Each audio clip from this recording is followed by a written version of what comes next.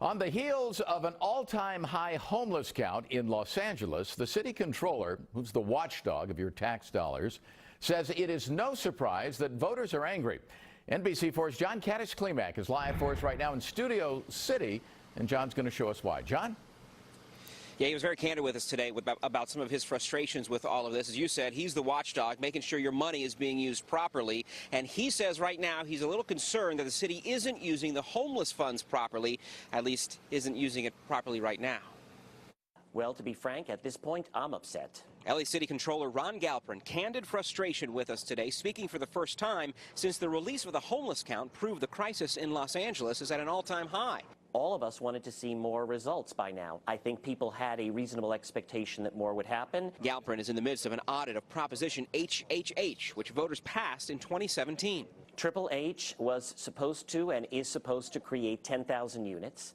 It was approved by the voters 2.5 years ago, $1.2 billion in bonds, and the voters were very generous in wanting to see that money put to use for permanent supportive housing.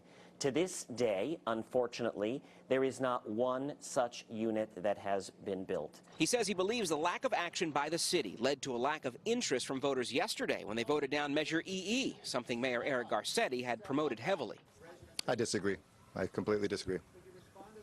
I'll just say I completely disagree. Even outside the mayor's office at City Hall today, a homeless encampment is sprawling.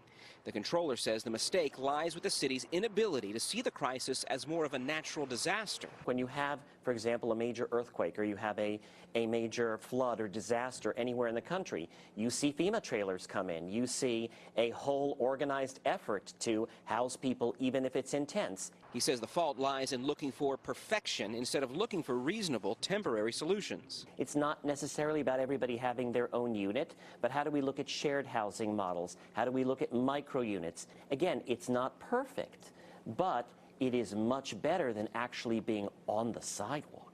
What a tragedy that is. As you mentioned, the controller is working on an audit right now of Triple H. He says that could be released in the next couple months. Reporting live in Studio City, I'm John Kaddish-Klimak, NBC4 News.